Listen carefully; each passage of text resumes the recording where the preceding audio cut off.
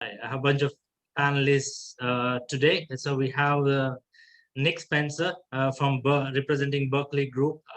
Nick heads India and UAE market, and he sits in Dubai. Welcome, Nick. And I have James and Spencer Fortag. They both represent UK. They are the directors of JBrown UK.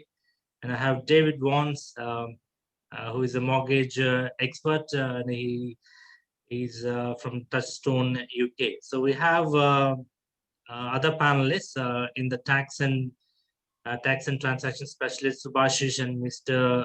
TV Chatterjee. Welcome you both, sir.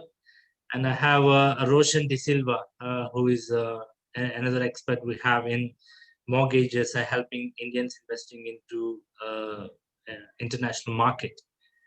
So I would like to pass on to James and Spencer in terms of just share the views and the journey of JBrown UK and India, if that's okay. James, over to you. Perfect. Thank you, Kiran. And thanks everyone and welcome to the webinar. As a business, we started our journey in London, and with London being one of the world's most global cities, it was inevitable that once we had established our presence here, we were going to then look to expand overseas. At this point, India was on the top of our list for many reasons, and Kiran and I had discussions about this a few years back. The main reasons, firstly, because of the historic, cultural and economic relationship between the two countries, which I think will only get stronger as the UK look to strengthen trading relationships outside the EU. Secondly, for us, was the growth and excitement surrounding India's economy. Historically, with such growth and prosperity comes a wave of the population who are now in a position and have the appetite to invest in their money overseas. Predominantly, we found in properties, and that may be for both leisure or financial purposes, whether it's buying a holiday home or diversifying their assets. And finally, Kevin and I both have personal ties to India. So I myself have many friends and business associates based out in India, and Kiran, of course, himself is Indian. So taking all that into consideration, it was the natural step for us, and we began our journey sort of 3 years ago. Since our launch out in India, we've helped many Indians purchase property in the UK. The feedback we always tend to get from our clients is the comfort and the seamlessness around the end-to-end service that we're able to provide to our clients, and that's whether sort of helping them find the right investment, to then managing that investment throughout, and then if it's even with disposing of it at the end of its cycle, if need be, we can do it all. What I'll do now is I'll pass you over to my colleague Spencer, who will tell you about his journey of the Indian market. Thanks, James. Hello, everybody, and thank you so much for taking the time out of your busy schedule to join our webinar today. As James said, my name is Spencer Fortag, and I'm the co-director of JBrown. I've been involved in the real estate sector for the last 28 years, and it's been my main occupation since I left school at 18. After joining the JBrown board, it's been my pleasure to chat with and meet with many Indian investors and entrepreneurs from business sectors ranging from industrial to retail to IT and obviously real estate. I was very excited to have had the chance to meet so many new faces at our British High Commission event, which was at Bangalore in 2019. It was actually my wife's and I first time in India, but I just wish we had more time there. We did have plans to return many times in 2020, but sadly the pandemic meant that was just simply not possible. But we are looking forward to returning to India once again to meet some more new clients and ones that we've been chatting with for some time now. But, fortunately, we've been able to accommodate many meetings over the last few months, just thank heavens for Zoom, right? In the same year that we visited Bangalore, we were the first UK agency to launch an Indian project main scale in the UK, and that was Embassy's project. We held 4 mini events right here in London, inviting along to each event a small and personally invited audience of non-resident Indians, NRIs. The events went really well, and our UK client base found the presentation very informative. Our Indian clients, along with those from China and the UAE, tell me time and time again that despite Brexit and COVID, the fundamental reasons they want to invest in the UK property market have not changed.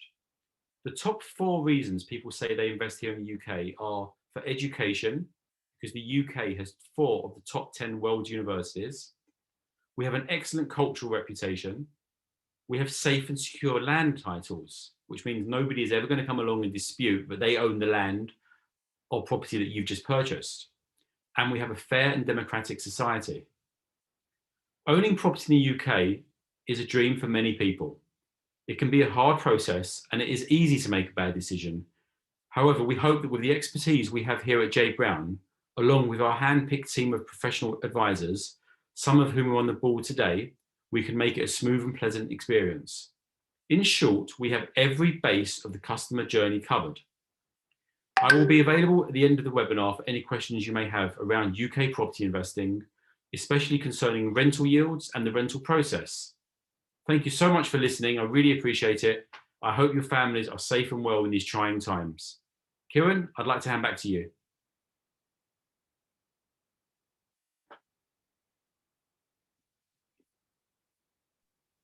You're on mute, Kieran. Okay. So thank you very much, Spencer. So as James and Spencer share their journey of JBrown to UK and India and why we set up here. So the primary reasons we've been helping clients by end-to-end journey from the choice they make to buy a property in London and to give them peace of mind in terms of taking care of the property management aspects of it, and also be a face of it when they are abroad and representing and looking after the property in London. So now I have Nick Spencer with a presentation on the couple of developments on Berkeley's London. So I mean, talking about Berkeley's, they are the largest new home developers and one of the largest new home developers in London. And we are very much pleased to work with them, and we're helping multiple clients purchasing Berkeley properties over the years. And also, we are very glad that we got an opportunity to property manage those properties once they purchase on the Berkeley Group. So apart from that, of course, Berkeley is also in Fortune 500 listed companies, and we are very much pleased to present their properties in terms of the quality and the promise of the deliverables. We're always very much impressed. So over to you, Nick, if that's okay for your presentation. Absolutely. Thanks very much, Kieran, for the warm introduction, and thank you everybody for joining us today. I think, as Kieran just said, Berkeley is one of the UK's, if not the largest, luxury new homes builder within the London market specifically, but as I say, also I think the UK generally. We are a FTSE 100 company, and we've got around 45 years worth of experience and history behind us now. And over the course of those 45 years, we've coined something of a reputation, if you like, for becoming a specialist in regeneration of space. So we've moved away from being a boutique standalone building developer into a sort of a pioneer and a regenerator of space, where we really give lots back to the communities and surrounding areas. We've currently got around 60 or so developments within our portfolio, and of those 60 today, I want to hone in on 2 quite contrasting, but I think equally important opportunities within our portfolios. One's going to be a central London development called Endgate. The other's going to be more of a, not more of an investment opportunity, but a cheaper proposition on the outskirts of London in Zone 4, which I think is probably one of our most prolific investment opportunities. And I'll come to them both in their own rights, but respectively. I'm just going to share my screen very quickly now and jump into the first development, which I hope should appear on your screen now. So hopefully what everybody should be seeing is Endgate. Now, Endgate is one of our primary Zone 1 developments. It's a multi-phase regeneration comprising of around 9 buildings or so, and around 700 odd apartments in total. And what we're going to be looking at today is the Westmark Tower. Now, the Westmark Tower is the figurehead tower within the development, and the reason it's so important is because it's just coming up for completion. And I think in a market of inherent uncertainty, what most buyers of all nationalities all around the globe are looking for at the moment is completing stock that they can make a decision on right here, right now. So I'm just going to tell you a little bit about the location of West Endgate. As I mentioned, it's in Zone 1. You can see the development highlighted with a white line around it here. And we're currently positioned in Regent's Park, which is one of the principal parks within London. We're about a 10-minute walk away from Marylebone Station, and we're also a 10-minute walk away from Paddington Station as well. So immediately you can see what a well-connected and accessible development it is. Obviously, the largest central London park is Hyde Park, which you can see in the middle of the screen here. And again, you're approximately a 15-minute walk away from Hyde Park as well, which is probably easiest depicted on this map here. As you can see, the development is highlighted in yellow. You're a 1-minute walk away from the closest tube, which is Edgware Road, a 10-minute walk away from Paddington, and a 10-minute walk away from Marylebone. And you can walk down to Hyde Park, Marble Arch, and ultimately Bond Street in around 15 to 20 minutes. So on a nice summer's day, it's a really nice walk to get into the centre and heart of London. As I mentioned, it's a multiple phase development. We're currently going to be looking at the Westmark Tower, although it's worth noting that Garrett Mansions, which was phase 1, has now completed and handed over, and people are living in this particular phase. And benefiting ultimately from the amenities. Now, whether we're going to be looking at West Endgate or the Green Quarter, which will be the next development that we look at, it's important to note that all of the Berkeley developments have that luxury feel and that same inherent DNA running throughout them. So the concierge is 24 hours, and this is all functional and operational now. You've got the residence lounge. This is all, again, functional, operational, being utilized by the residents. Private dining functions that can be hired for events, for birthday parties, for business meetings. Cinema rooms for birthday parties, again, children's birthdays, sporting events. You've got the gym and the spa facility, which is probably the most utilized of all of the facilities that West Endgate has to offer. And there you've got, as I say, the gym, the swimming pool, spa, and ultimately one of the largest swimming pools. It's about 23 meters in length, the swimming pool at West Endgate. So you can have a good session in there if you need to. And then one thing you'll see with all of our developments, especially the Green Quarter, which we'll look at after this, is that there's always green space in Berkeley's developments. There's always a nice balance. And this is part of the whole regeneration ethos that we incorporate into our developments. It's about having a luxury apartment in a wonderful location and having not only a nice apartment, but a nice outlook and green space, somewhere to escape the hustle and bustle and the concrete jungle, if you like. And you know, as you can see here, you've got green space, landscaping, water features and trees. And some of the available apartments, which we'll look at now, will look directly down into that. So anybody who wants to arrange a virtual tour and viewing of this development or any of our developments can just go through JBrown and inquire, and we can arrange a personalized tour such as this. At the end of this presentation, I will detail some of the incentives, some of the dealing margins that we've got to offer for West Endgate. But at the moment, I just want to take the opportunity to show you the depth of detail that can go into the type of units we've got available, the space. A typical 2-bed, for example, which is around the 1.4 to 1.6 million pounds mark, is around 859 square foot. And as I say, we can give you indicative images as to what that will look like, what the furniture, the fittings, and the overall livability of the spaces. And the most important thing for many of our clients is what they'll be looking out onto. And as I say, hopefully here you can now see the projected view as to what your apartment will look like once you're living in it. And as I say, this particular 2-bed looks down into the communal garden and offers nice leafy green space. The starting prices within the remaining units at West Endgate are approximately 940,000 for a 1-bed, around 1.4 million for the 2-beds, and they range up to about 2.4 million for the larger 3-beds on the upper levels. And I'll just like to take the opportunity to show you what one of those sort of higher level opportunities look like and the type of views that we can expect to see from them. This particular 3-bed is around £2 million. But as I say, the views that you get once you're at the top of the tower are rather jaw-dropping. And you can see there, Hyde Park in the distance, and very clear central London views. Actually, this particular unit I've selected is blocking the main London views, but you can see over towards central London in one of the other units. So hopefully that gives a fairly crystal clear indication as to the type of availability we have. As I say, I will cover all of the details and the figures behind this development again towards the end of the presentation, and the incentives that we can offer for buyers who want to inquire further into West Endgate.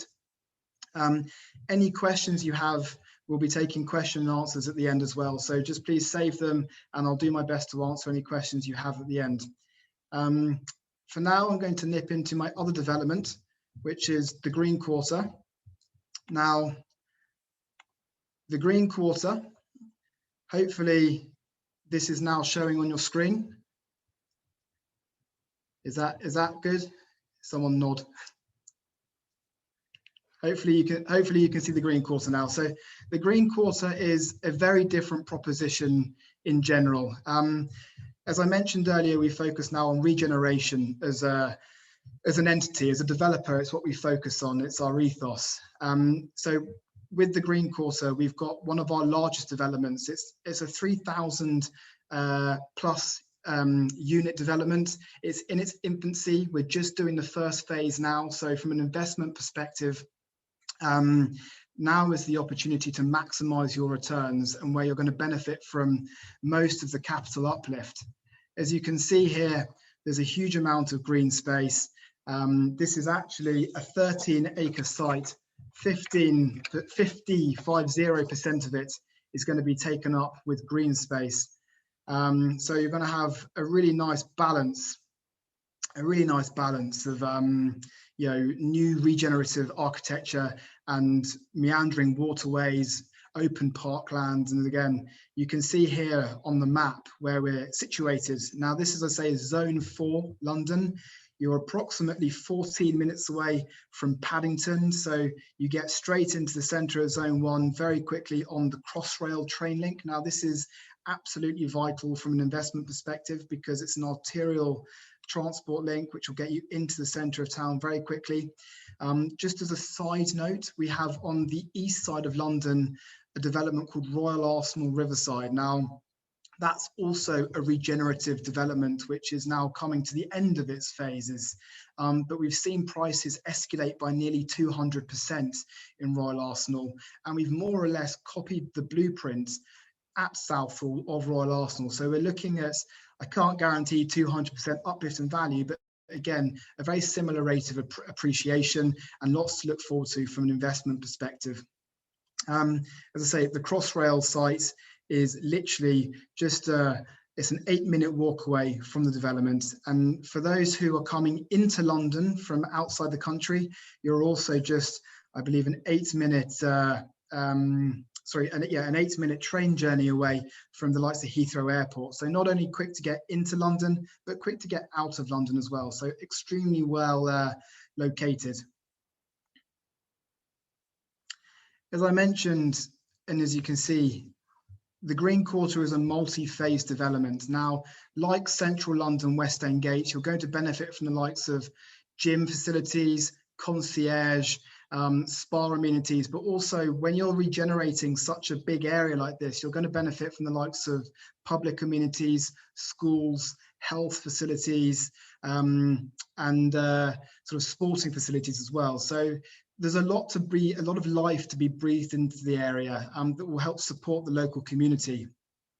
You can also, as I say, see the access ways over the rivers into the parklands. So there's more of a lifestyle choice to come here as well.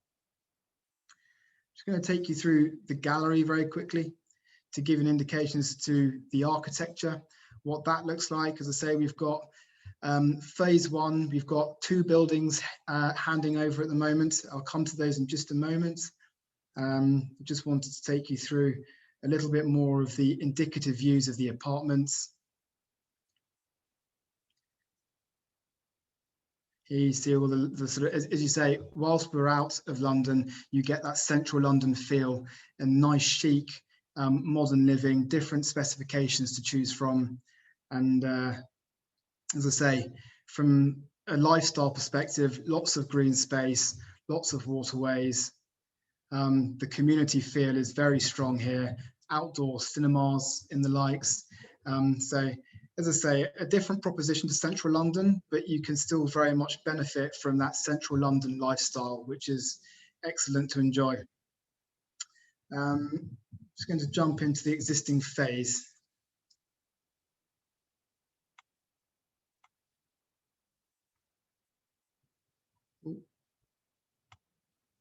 Right, so what you see here is phase 1, and the current phases handing over are Amber and Edwina House, and I'm just going to click on those very quickly and then go into the unit selectors. Very similar to West Endgate, you can see that you've got an opportunity to click on the available units, and you can see how the views stack up. Now, the prices in this particular development start at 302,000 for a studio and range up to 650,000 for a 3-bed. So immediately it's the more affordable option and opportunity to own within the Berkeley Group's portfolio. But very similar to West Endgate, you can see your floor plan layouts. You can see the views from your apartment. And you can see how those views translate into lifestyle, and again, what the green space will look like, and how hopefully that will create a very homely environment for you as an occupant. Rental yields here are around 4.4%. As I mentioned at the beginning of this presentation, the reason I picked Southall Waterside and the Green Quarter to show you as an opportunity was because it's handing over now. So these units are available, are completing, and are currently yielding at about 4.4%. Yeah, I think it's a very compelling opportunity, and one that's got an awful lot of life to be breathed back into it. So again, if you have questions on the project, please drop them to us at the end, and I'll do my best to answer them. Lastly, I'm going to share one more slide with you, and that's in summary of the incentives that I've got to share with you. Now, at West Endgate, I think the question that's on everybody's tongue is, what are the dealing margins? How much discount? What are the deals to be offered? Starting prices, I say, are 940,000. They range up to 2.4 for the larger 3-beds. The dealing margins that we can offer are 9% on a 1-bed, or there or thereabouts. On 2-beds, it's 11%, and on 3-beds, it's 13% discount. Now, we're also in a position where we can offer up to a £15,000 stamp duty contribution for all of those units on the 17th floor and down as well. Now, given that we've just rolled out or the UK have just announced that the stamp duty window is going to be extended, it's likely that we can also make that stamp duty contribution on some of the upper levels now past the 17th floor, which are completing a little bit further down the line. So this is a conversation to be had if you're experiencing or expressing strong interest in this development. But this, as I say, is to give you a good indication as to what we can offer currently on West Endgate.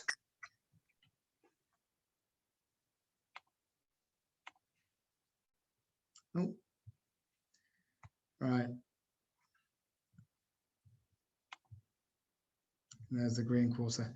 Sorry, my screen has stopped the PowerPoint slide, but hopefully you can still see the Green Quarter slide here as well. We're in a position to give a legal pack contribution towards all sales, and discounts are at 6% for studios. For 1-beds, they're around 7%, 2-beds, 8%, and 3-beds up to around a 9% discount, which are pretty attractive given that it's already a much lower capital value. And as I say, these particular units are handing over the course of the next sort of 9 months or so, and we hopefully look forward to offering you attractive incentives. So with that, hopefully that's a very high level tour of 2 developments I've provided you with. If you've got further questions, please don't hesitate to drop them to Kieran, and I'll do my best to answer them at the end. But with that, I'll hand back over to Kieran. Thank you very much, Nick. That was, I think, the good view of two different projects in the different locations and in different price ranges as well. That gives a perspective for the potential prospective buyers to make a choice.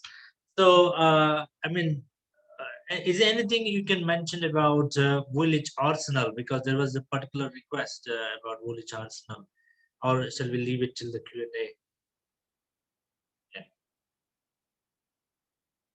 Yeah. Oh, Can you unmute Nick? You're on mute, Nick. There we go. Sorry. Yeah, with regards to Royal Arsenal, it's been one of our most successful and still to this day one of our largest regenerative sites. I don't have the interactive available to show it now, but we can definitely arrange one-on-one meetings for those that might be interested in it. It's obviously a more established development, but the blueprint for Royal Arsenal has been copied into the Green Quarter in Southall, which we just looked at. It's a more established, maturer development, but the raw ingredients for Royal Arsenal, which are an inclusive community, on-site campus amenities such as shops, restaurants, bars, all of that exists at Royal Arsenal. But most importantly, again, you've got the Crossrail connectivity, which take you from the outskirts of London into the centre of London in around the sort of 18-minute mark again. So again, providing exceptionally quick access into Zone 1. The only thing that I would say with Royal Arsenal is the prices are a little bit more expensive because it is a maturer, more aged development. It's been around for a while, and therefore prices have established themselves a little bit more.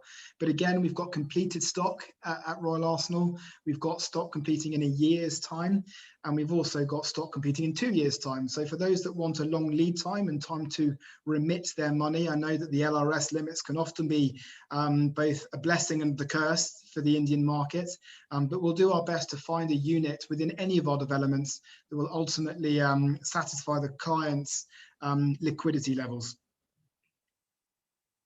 Brilliant. I think so. Primarily, I mean, the Crossrail has been a very big, add-on to most of the developments are coming on, and even the investors from India. Although they're not able to travel for the last 12 months, but from the research, like whoever the investors I'm speaking to, they're getting to know that the importance of Crossrail and how quickly they can get into the central London. I think the good thing with Berkeley is that they're probably very forward thinking in terms of this connectivity, and most of the projects sits in and around with the best connectivity, which is great. We are extremely conscious that connectivity is one of the most important elements of any development in any location. And therefore, with all of our developments, you'll find that you're close to a tube station, you're close to a main overground rail station. And in the outer London developments case, with Crossrail coming, despite being geographically a bit further out, the efficiency of Crossrail means that you get into the centre of London very, very quickly. And that's a huge added value. That is helping the investors as well to make smart decisions. They don't have to worry about paying a couple of million to be in central London, where they can pay maybe $750,000 and they can get into central London within 7-9 minutes. I think that's the value addition it has got. Exactly. And I think I'm slowly moving on to the Q&A, if that's okay. So I received offline some Q&A sessions, and without picking up the names of the investors who picked up this question, but I would like to. The first one is, of course, we have the funds to invest, and we know that the opportunity of booking the unit for maybe 10% down payment, and before they can get into the possession, maybe in 12 months, 6 months down the line, but not. The transaction bit of it, how easy it is for the clientele to look into, talk to the banks and talk to the lawyers to make it smoother for them, because most of the the countries, regulations, etc. They do ask questions in terms of the transaction, especially cross-border. So if I pick up your brains, Mr. Chatterjee, TB Chatterjee, to answer this question, and Subhashish, how easy or difficult is going to be for someone in India who has got funds to invest into London to make the transaction through the banks and make the purchase happen as quickly as possible? Okay, thank you very much. Uh, this is a very common question, and Indian foreign exchange laws are quite liberal now as compared to the FIRA scheme. Now, Foreign Exchange Management Act has a liberalized remittance scheme under which any individual can remit 150 in a year. So if you find the value is much more than that, then in that case, the family group, suppose if you get the liberalized remittance to the extent of 2,50,000 per person for 5%, that means around 12,50,000 US dollar in a year. Now, if you find that you need more than that, in that case, within a gap of 1 day, you can remit another 12.50. Suppose if you remit on 31st March, and then if you remit another thing in 1st April, then you are getting 12,50,000 plus 12,50,000, around 2.5 million US dollar within a gap of 2 days. These are all called liberalized remittance scheme. And under this remittance scheme, there are some compliances, of course, but it is allowed without going for any Reserve Bank approval. So this is a scheme which is available now. And you know that India's foreign exchange reserve is around $580 billion as on date. So Indian government is quite liberal in remitting foreign exchange from India to any other country, particularly UK, with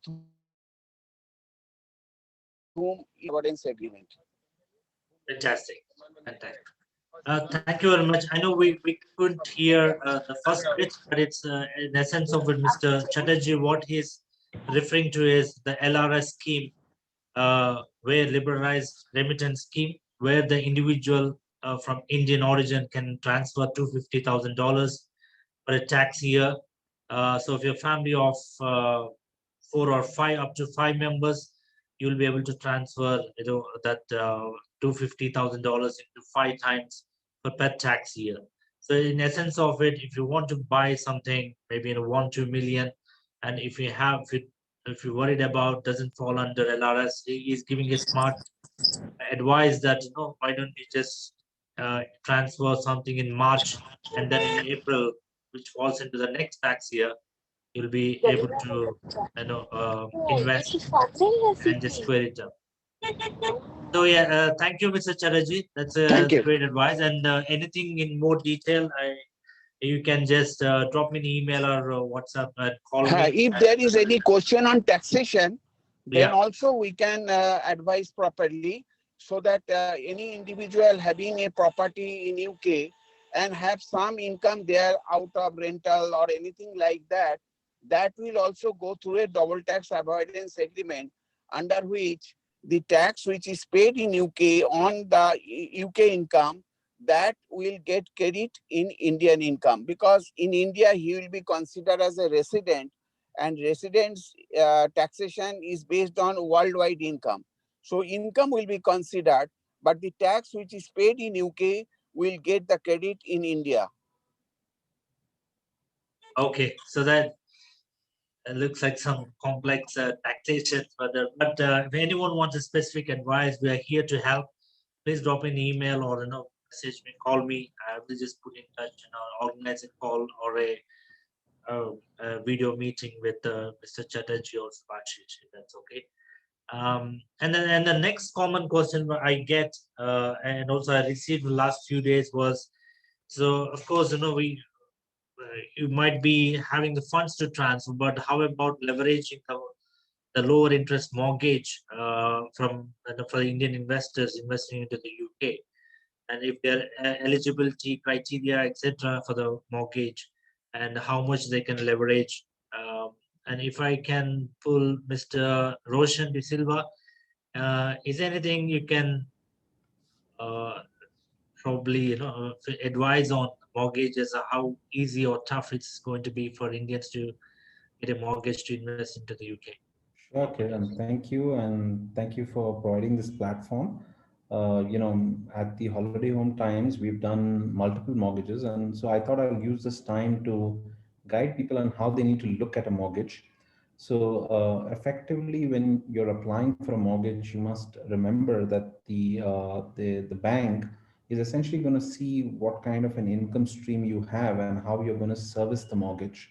So if you are, salaried, or you have very steady business income, or the property itself is going to generate that income, obviously it's a plus point. The second thing is that, you will have to provide some level of equity, which means that, you will have to, preferably put down 50% of the value of the property as your down payment, and then, you can take a mortgage on the remaining 50%. Though, we've seen cases where, the banks are comfortable based on the salary and the income level of the applicant, where they are even willing to lend up to 70% of the mortgage of the value of the property as the mortgage. The second thing is, so there's two important things to keep in mind. That one is that, you were able to then not have to compromise on the kind of property you want to buy based on your goals as a family. You can actually buy a property more than what liquidity you may have at the moment, in anticipation of a liquidity event, or you're getting the income in the future. The second thing is, we have mortgages which are called interest only mortgages, which means that, essentially you have a 10 or a 15-year tenure.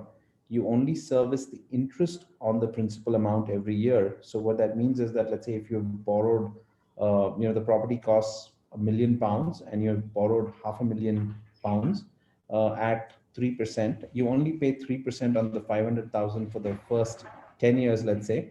And then, you have another 10 years to liquidate the property and then pay down the principal. Effectively, if the property goes up in value, you keep all the gains, and you just settle the 50%, and that's it. So it allows you to, in many ways, if you're a business person, make your money work harder for you, because you can essentially take a levered bet, and, especially the environment being what it is at the moment and prices being attractive, it makes a lot of sense to be able to dig and find great deals. So is it the minimum? What you're saying is the minimum 50% is the down payment is required. So probably the eligibility is minimum. Yeah, so the eligibility can vary from, like say, so the property value can be anywhere from, £500,000 to, let's say, £10 million. The borrowing can be anywhere from 250 to, let's say, £5 million.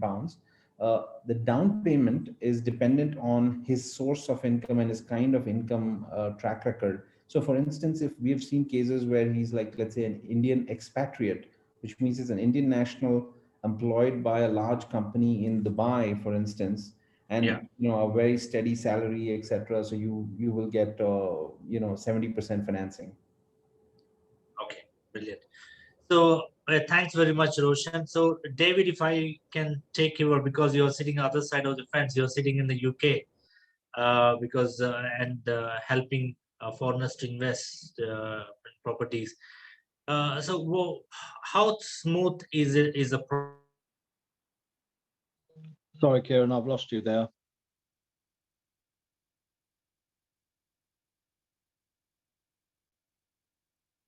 Sorry, Kieran, you're frozen.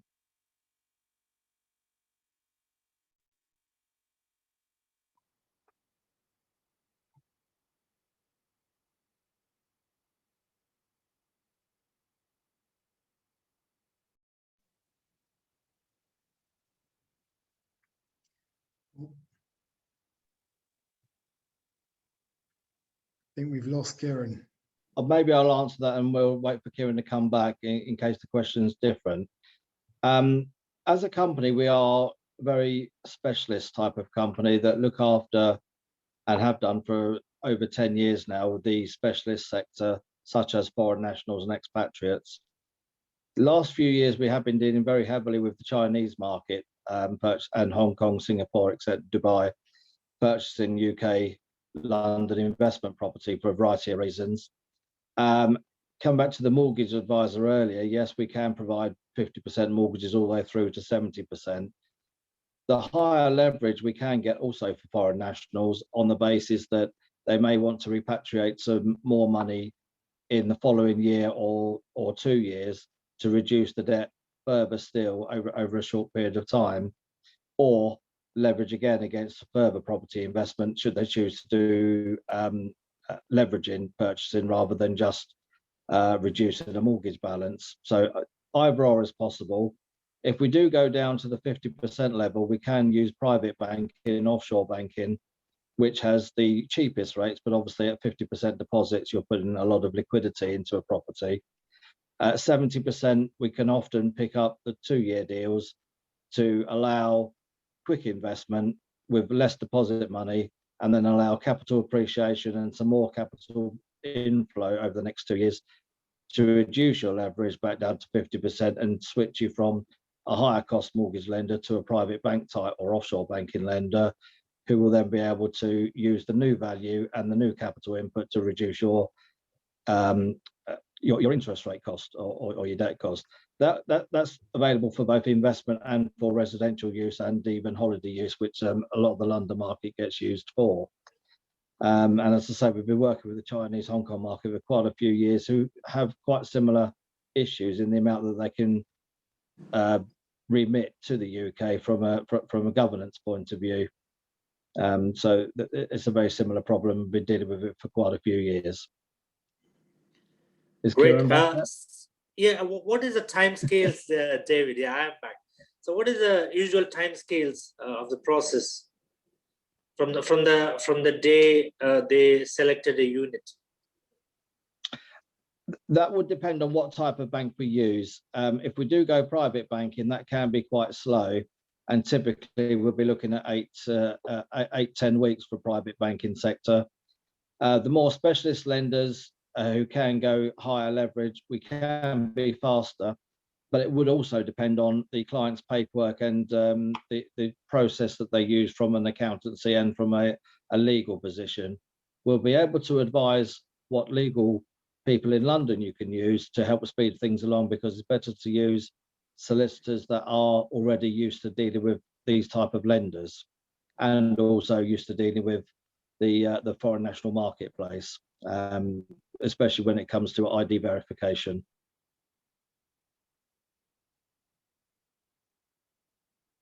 Great. So yeah, thanks very much, David. So basically, I think it's you won't be able to give a time scale, but usually it might take anything between 6 weeks to 3 months. It looks like it because of the process. But do they have to physically travel to get things approved, or is remotely can be done? Okay. In the current marketplace, I do have lenders that are using Zoom, and depending on the solicitors again, because it's both the bank and the solicitors who have to verify the ID or anti-money laundering regulations. So some of them are using Zoom type systems for both signatures and to verify the client, but some banks will still insist of a physical meeting. Again, we are talking about maybe 30 different banks, and they will all have different variations to the same theme. As I say, some of the quicker ones will allow, especially in the current climate of COVID, of not being able to enter the country. Therefore, they will look at electronic methods. However, they would also prefer to meet their client at some point. Okay, I get that. I get when we can travel cross borders much easier. Yeah. Great. Thanks, David. Thank you very much. I think the next question is about how the COVID impacted the timescales of the developments, and is anything that the client has to worry about in terms of deliverables? If you can take that for me.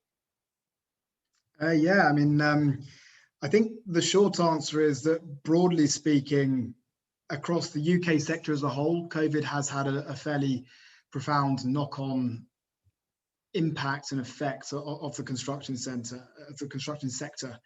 That said, from a Berkeley perspective, we actually received a specific and special letter from Boris Johnson advising that the real estate fell into that sort of key sector, vital industry to keep afloat, really, and please continue building where possible. So I'm pleased to say that only a very small handful of our developments have actually suffered from any form of delay. And I think whatever delays there were at the beginning of last year have now been ironed out, and most of our developments are still very much on track for the aspirational completion times that were set a couple of years ago. So look, I mean, broadly speaking, yes, the sector has been impacted by COVID, but fortunately Berkeley have managed to overcome that, and most of our developments are still very much on track. And if you buy with a Berkeley scheme, you can do so, I think, in the confidence that the timelines and timeframes that we stipulate at the point of agreeing your sale will be the stipulated timeframes that we will adhere to and deliver upon as well. Right. I think that to add on to it, the choices Berkeley makes in terms of the leasehold, the longer leaseholds. I'm talking about 999 years, which is a fantastic peace of mind for a lot of investors.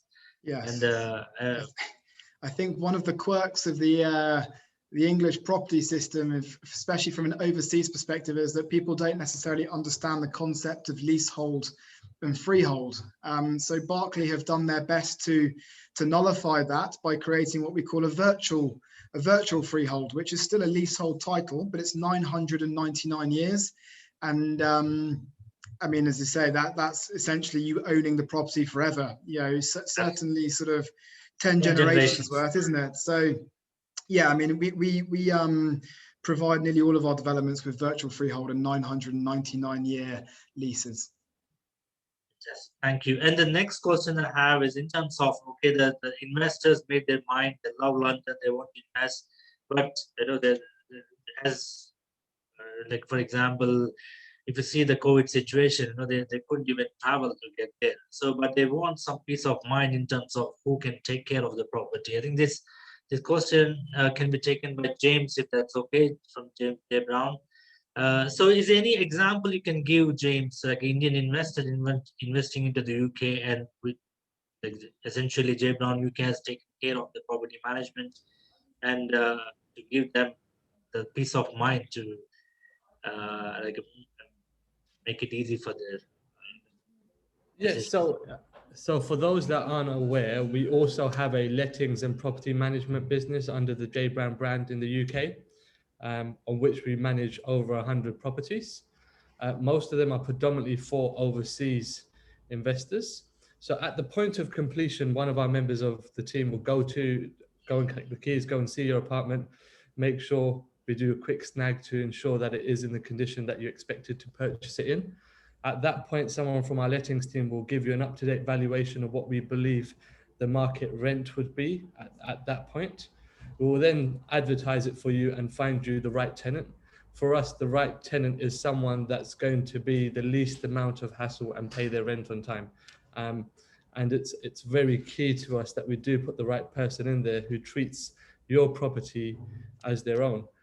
So going back to Kieran's sort of initial question, yes, there are a lot of investors that we manage their properties for.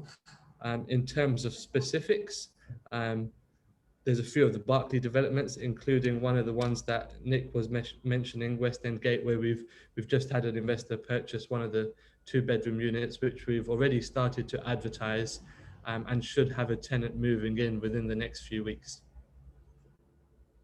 Great, thanks, man. And also, I heard that last week, one of our investors from Bangalore invested, but he couldn't collect the keys because of COVID. And eventually, our JBrown team has to go and collect the keys for possession. Yeah, so he bought in the White City development almost a year ago, and it just completed. And it actually completed ahead of schedule, considering it's been COVID. So that's testament to the Berkeley Group. Yes, and then a member of our team was contacted, and he went there, picked the keys up, and we've now passed that property on to our lettings and property management team to rent out. Great, thanks, James. Thank you. Karen. So, well, I think so. I pretty much addressed the most top 3-4 questions I would like to address in today's panel, and it's a fantastic panel. Hopefully, the prospects who joined today and who are going to see our video live in the YouTube or maybe recorded version of it in the Facebook would get benefit out of this session. And as I mentioned, so we are here so that the idea of JBrown India setup is there's a history of last 2-3 decades of investment happening from India, and we felt like we had to be having someone close to the home and just where they can pick up a phone or meet to ask the questions about their investment or the property management, and that's where the JBrown value addition is. And we are we are glad that we were able to help quite a few of the clients in recent years from Bombay, Delhi, and Mumbai. So, and beyond that, as you can hear about the Berkeley Group, and there's a reason why we handpick developers we work with because it's predominantly one. It is to make life easy for the investors to invest in a trusted developer and get the timelines met, and also the value of the property and investment they can do, and and the luxury they expect, because obviously the someone investing in London, so they have certain level of expectations in terms of the lifestyle and the quality of product. So that's where we we are very glad that we have been had an opportunity to work with Berkeley over the years. And once again, before we wrap it up, thank you very much for all the panelists here. Uh, and as you can figure it out, we'll be able to help starting from legal advice for the investment and the tax advice and the transaction advice and the mortgage advice. So we have expertise in-house where you don't have to travel to London to get that. So and for you to make a decision before the investment happens, you'll be able to take all this advice and make a right choice for yourself and your family. And predominantly our buyers from India are the 3 categories, falls into 3 categories. The first one is they probably the parents purchasing for their children who have been studying there or working. They must be young and paying huge rent, so rather it makes sense for the parents to invest and save that rental and take advantage of appreciation over the years for the family rather than paying it to someone else. So apart from it, so there's frequent business collaborations between India and UK, and the frequent travelers, including the British Airways Executive Club. So you see a lot of business, the people investing into London because of they spend a lot of time every year, maybe 2-3 months a year. It makes sense for them rather than spending a huge amount in the hotels. So why don't they have their own property or for their company or for the individually? So and the third category of people is they love London and they want to have a holiday home, and they religiously travel every year to stay 1-2 months, and because of their interest and connection they have to London. So these are the 3 categories, and we are here to help. Although we're primarily based, our base is in Bangalore, but we are connected around 28 to 30 valuable consultants across the country, where we'll be able to meet you face to face or help you and clear out any questions you have before even you think of investment and before you pick up a property, and help you out to make the right choice for yourself and your family. And I mean, with that note, thank you for the backend team, Social Beat, helping to put this webinar together. And apart from me freezing for a couple of minutes, I think everything went okay. And I mean, thank you very much once again. And with that note, I again thank you very much for the participants and the prospect who came onto the call. and we are here to help you out. Please drop me an email or a message, so I'll be able to help you out with the specific questions you might have, and can arrange the one-to-one. So, Nick, you would like to say something before we conclude? Just thanks again for the opportunity. If you have any questions on the developments that we've showcased today, then please don't hesitate to get in touch with the team at JBrown. As I say, these were just two of the competing opportunities in a vast portfolio that we have to offer. So it's unusual that we don't have a property that matches somebody's requirements with a little bit of compromise along the lines.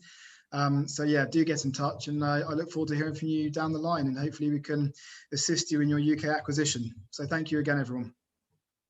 Great. Thank you very much. Bye-bye, everybody. Thank you.